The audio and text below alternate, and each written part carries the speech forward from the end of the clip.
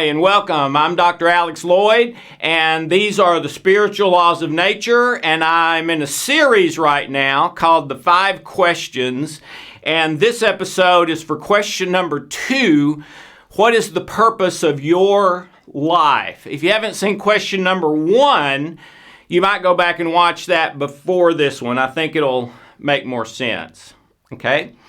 But what is the purpose of your life? I just love talking about this kind of thing because I can remember, when I was younger, thinking about it all the time. And it seems like every time I got into a conversation with someone about one of these 5 questions, especially maybe the first 4, it was a wonderful conversation, as opposed to just talking about the weather or the virus that's going around the world or whatever, okay?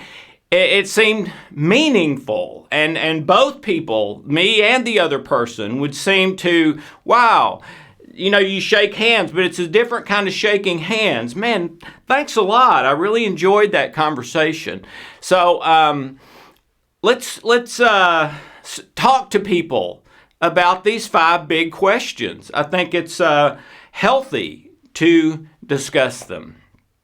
All right, one thing I left out of number 1, what is the meaning of life, that I wanted to add just really quickly. I was talking about how the first thing you have to do is search and find the worldview that you believe is de facto, true reality. And I talked about how sometimes you can't just say, in order to be nice, well, I agree with all of them, or I like all of them, or I sort of subscribe to all of them, because I want to be non-judging and accepting and make other people feel good.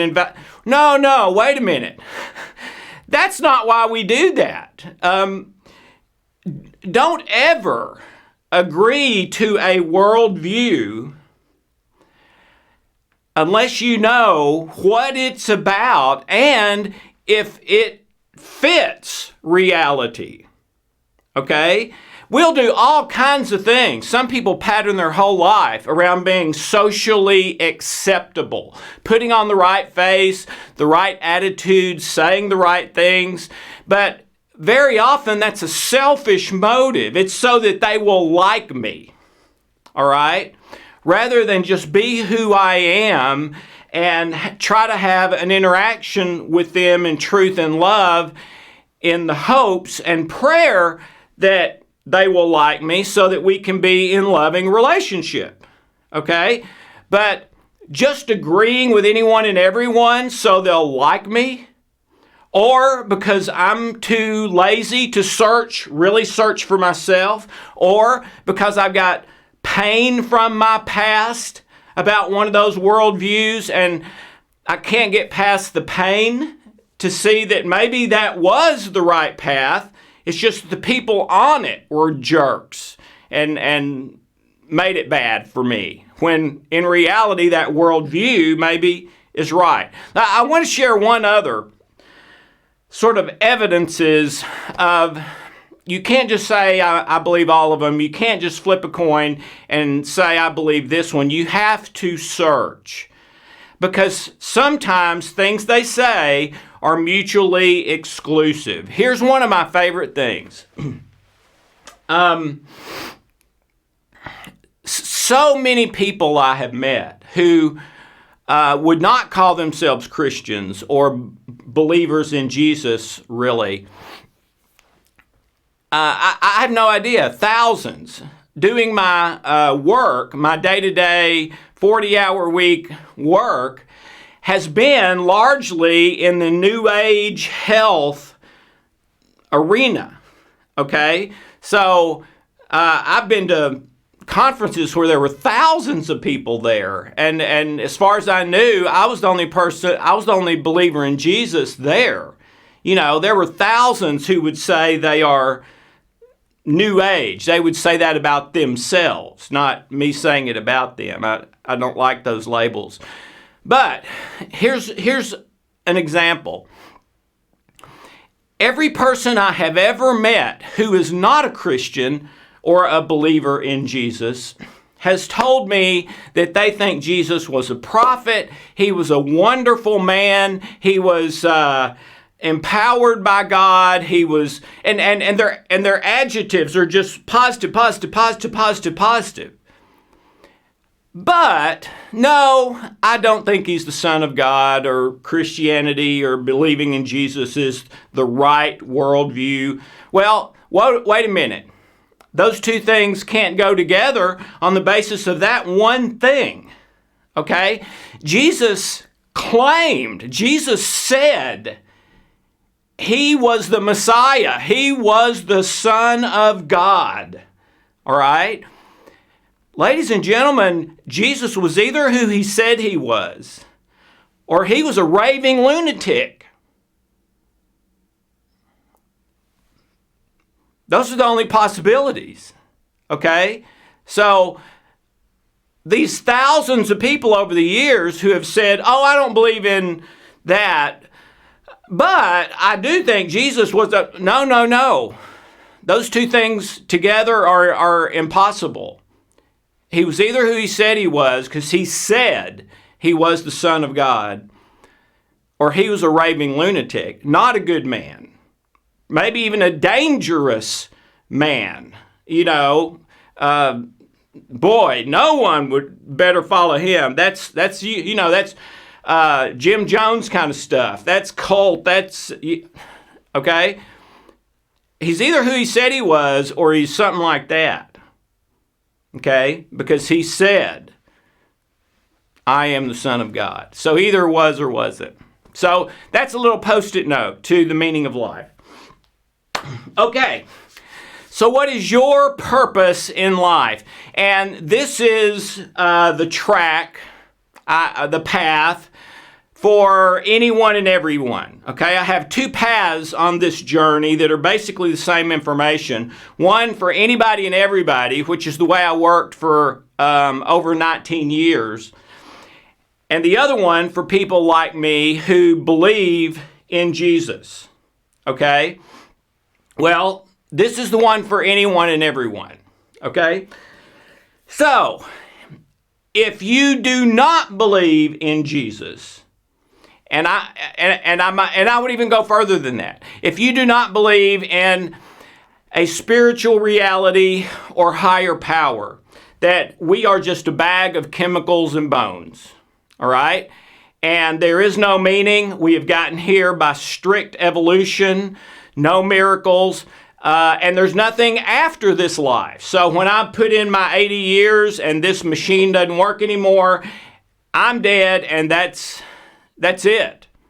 I exist no more. The end. All right? If that is your worldview, then number two for you, what is your purpose in life? I am compelled to say, or either I would be lying to me, I am compelled to say that your purpose in life would be to get as much pleasure, pain, pleasure.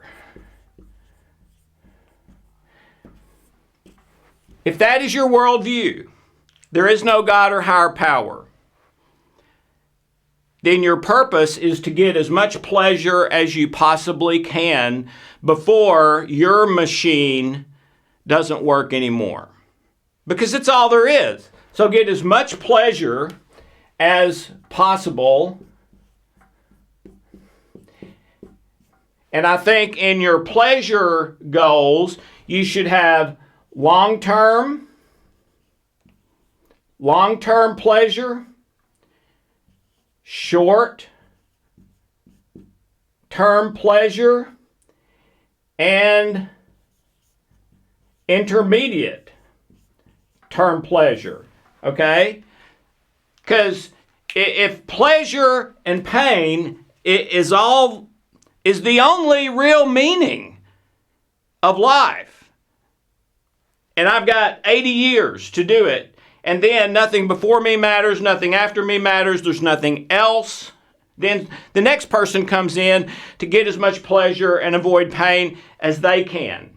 All right? So I would say this would be the purpose of your life. Okay? Because why intentionally receive more and more pain and suffering from love when love doesn't matter? Okay? The only meaning is pleasure and pain. Get as much as you can, get as little as you can. So I would make out a little thing. What are the pleasures I want to experience? And then maybe there's a bucket list of long-term things like skydiving or going to the Grand Canyon. There's a list of intermediate things, which maybe is in the next month or so. And then there's today things. And you should have pleasures in all three of those categories all the time. And then when you go to bed tonight, it's just, remember the pleasures. And okay, I've got some to look forward to tomorrow. So it's just like this life is kind of like a vacation. Let me get as much in on vacation as I can, because then vacation's over. All right? How does that sound? All right. What I just told you is absolute baloney. Okay? And yes, I did it for effect. But not totally for effect, because theoretically, if your worldview is there's no higher power or spiritual reality, the purpose of your life should be to get as much pleasure as you can and as little pain as you can. It should be. That's what comes from that worldview. That's survival of the fittest. So that's stay in fear mode, stay alert, and get as much pleasure and as little pain as possible. And I'm not going to go out of my way to hurt anybody else, but if I can use someone else to give me pleasure, even more pleasure, then yeah, I'm for that too. So I may be really nice to people that I think can do things for me and not really have time for other people, but really it's because you can't increase my pleasure quotient any. So, interaction with you would just be painful, because it would, every time I did it, I'd be reminded I'm not getting anything pleasurable out of this, okay? Ladies and gentlemen, this is baloney. But it shouldn't be. If there is no God or spiritual reality, this should be your purpose in life. It should. That's the math. That's the 2 + 2 = 4. All right? So, why am I saying this? Why am I saying this is baloney? Why am I saying... Because your body and mind, I'm not going to say spirit, even though I believe in a spirit, because this is what we're talking about, is you don't believe in God, higher power, or spiritual reality. Your body and mind don't work that way. Remember?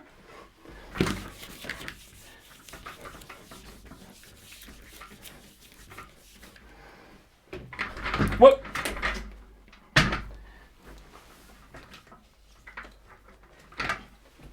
Minor whiteboard emergency. Sorry. Remember? Here's how you work.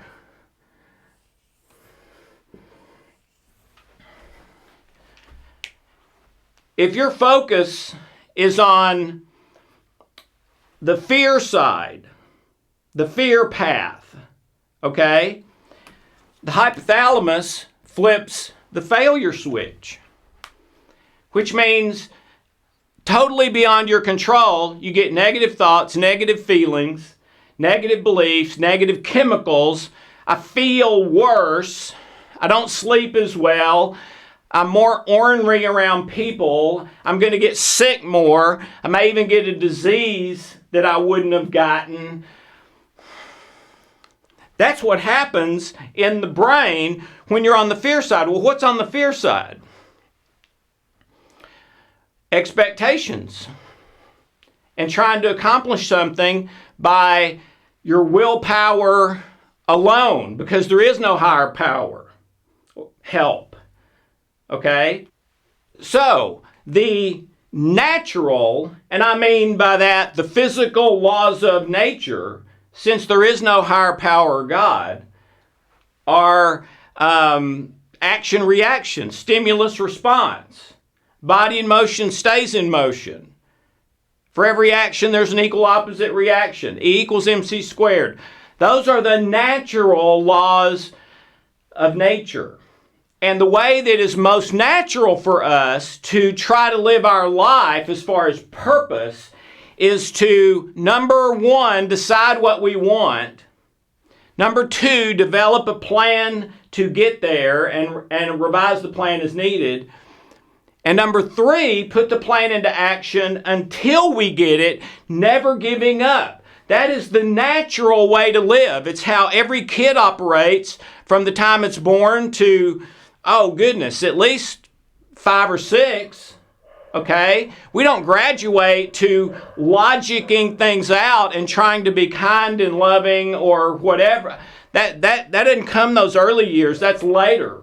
All right? So out of the box, that is our operating system. 1, 2, 3. And it's about willpower and expectation. All right? Here's the problem. The way our body and mind work,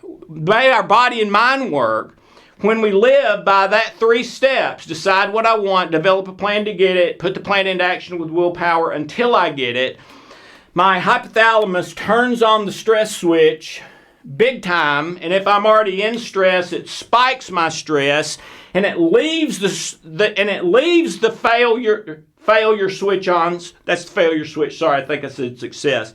And it leaves the failure switch on for as long as I'm trying to get to live that way. By as long as that is my purpose in life, my operating system, my paradigm, decide what I want, blah, blah, blah, until I get it, as long as I live my life that way, even if it's just with one thing, the hypothalamus keeps me in failure mode. And all the negative things that come from that are the very definition of what someone would say that's a failure. Well, the purpose of your life, there's no way the right purpose of your life should be a failure. No, it might end up being a failure, but your attempt, your desire, your hope, your prayer would be that your life would be a success. Here is my meaning of life. I believe this is the correct worldview.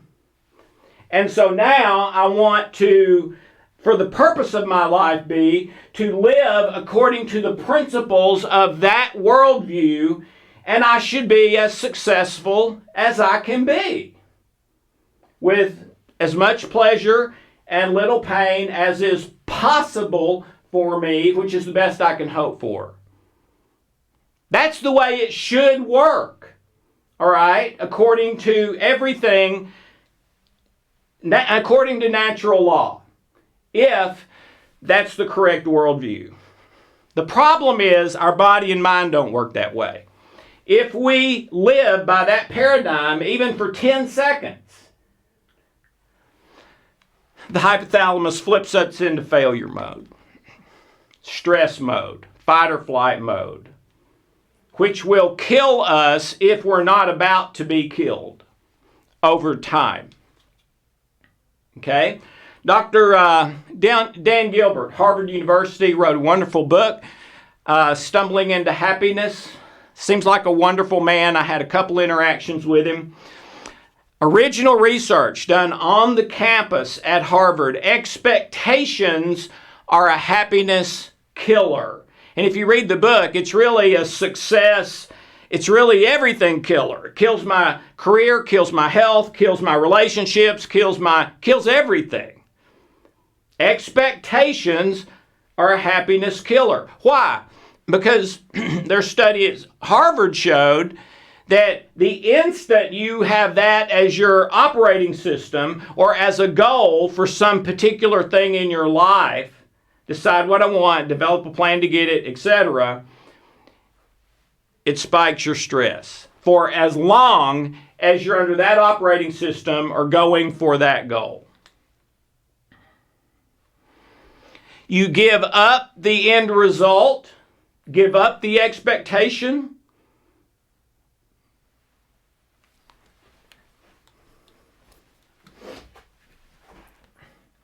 and willpower, trying to get it just by willpower, and your hypothalamus flips the success switch.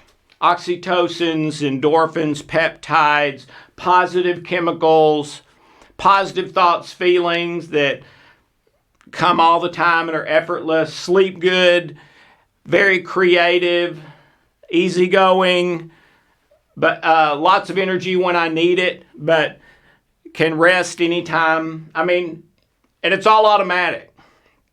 So when we give up the 3-step blueprint of the natural world and give up expectations of end results and choose to live in the present moment in love as best I can, I'll never do it right, but as best I can,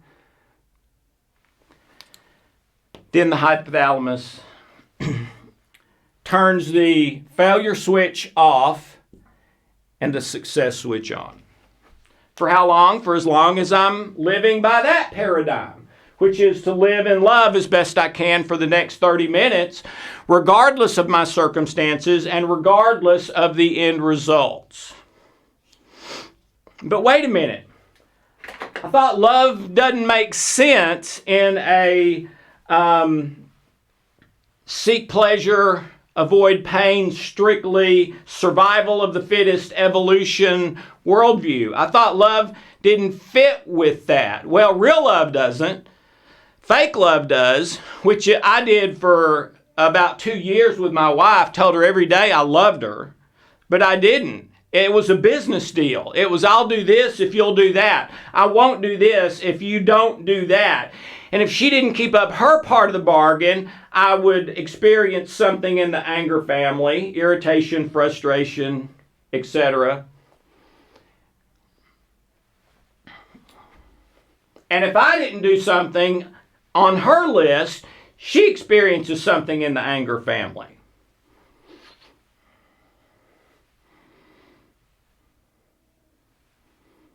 What does that tell us? Tells us we were doing our marriage by the 3-step blueprint. Decide what you want, to never give up until that's how we were living our marriage. Well, as soon as you choose to live it that way by expectation, it spikes your stress. Hypothalamus turns on the failure response. Live in love for the next 30 minutes as best I can. Hypothalamus turns on the success response. But what? So you're saying love does make sense in survival of the fittest? And not just to manipulate someone to get what I need, like sexual gratification or help with something, or, real love, sacrificial love that invites more pain? No, I'm not saying that. That does not make sense if your paradigm is that there is no God or higher power or spiritual reality. What does make sense is what I had on the board before this. Get as much pleasure and as little pain as I can, even if I have to manipulate others and circumstances to do it. Because that's all that matters. I'm dead and 80, and all it was about was the pleasure I was able to generate while I was here. That should be the best way for you to live if that's what you believe, that's your paradigm. But it's not, because it's not the way your body works.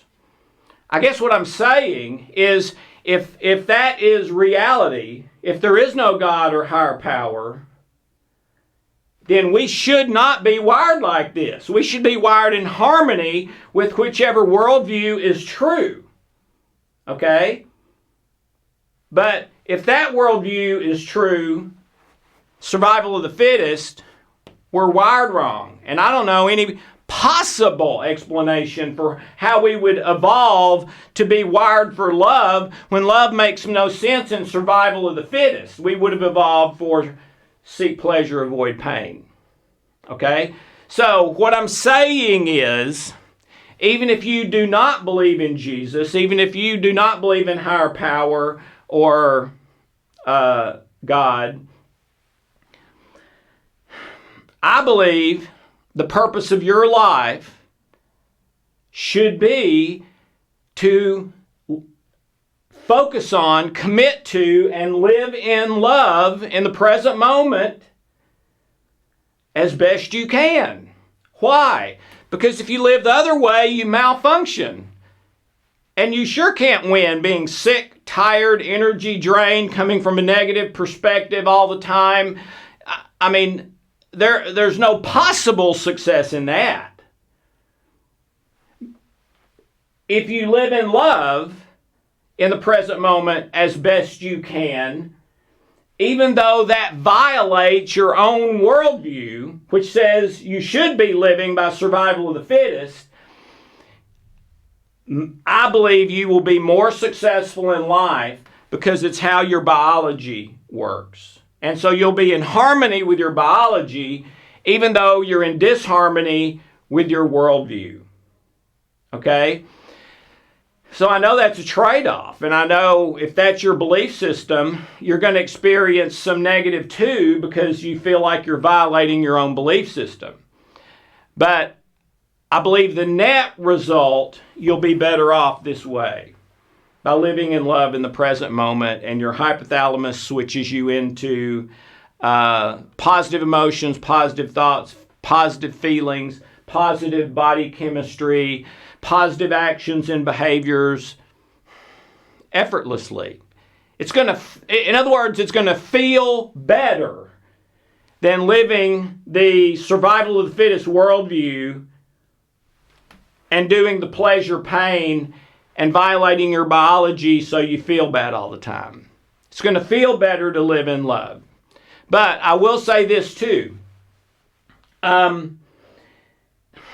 believe if you do not believe in God or higher power, if you do not believe in Jesus as I do, but you choose to live in love just because that's how we are put together, that's our hardware and software, and that's how we work best, I believe you can do that, but I do believe you have a glass ceiling. Okay? That you will have a good life, probably. But the great, extraordinary, beyond what you can imagine life, you can't just commit to love. You also need to be in right relationship with God, accepting His gift of love. So, this is still the way to live, in my opinion. In the present moment, for the next 30 minutes, as best I can, in love. And don't get caught, so many people have gotten caught up on love too. It's not just sitting on the couch and love, love, love, love. No. You will work harder than you have ever worked from a place of love. You will do better at your job. You'll do better in relationships. You'll listen more. You'll be more encouraging. You'll be more creative and do better at whatever actual work you do. I mean, everything, okay? Everything will get better. But without being in right relationship with the source of love, I do believe there's a bit of a glass ceiling to just the love itself. And I believe, of course, it's because that's not the truth. I believe there is a God, there is a higher power, that's the only way we could be wired for love, and that if it was a loving God, it would also have to include truth, justice, and grace has to be paid for. And this was the only place on earth I could find all four of those in reality, in practice, and to the extent that when I tried that tack, I experienced it myself like I never had before. Okay? So, the purpose of your life, that's the subject we're on. Really, no matter what your worldview is, your best bet at the best life would always be to live in the present moment in love for the next 30 minutes as best I can, giving up end results, giving up expectations, and not trying to achieve it from just my willpower, but from the power of love that is in me. Okay? And I believe that's the purpose. And so you've got your USB cord, your metaphorical human USB cord, and you're walking around everywhere, and everybody you see or come into contact with, you're plugging into them, and they're plugging into you. And your commitment is, I want to download into them nothing but love when they plug into me. And when I plug into them, I'm not accepting any fear, but I will accept love, joy, peace, etc. So that's the purpose, is love, love, love, love, love, love. But I may be working really hard at my job at the same time, but love is the foundation of that, of my relationships, of my free time, of everything. Okay? But I have to remind you again, if you do not believe in God or higher power, this doesn't match that reality. That reality should be with your purpose, getting as much pleasure as you can and as little pain, whatever you have to do to make that happen. Okay? And if you don't believe in Jesus, you do, I think, need to reconcile that he said he was the Son of God. So he was either that or a raving lunatic. So I'll leave those with you. That's a little bit muddled, this teaching, because of the deal where survival of the fittest, it should be a different purpose. And to me, that's one of the evidences that worldview is not the true one. You decide for yourself. But regardless of your worldview, love in the present moment is the purpose, as best you can. Thank you so very much. Have a wonderful, blessed day.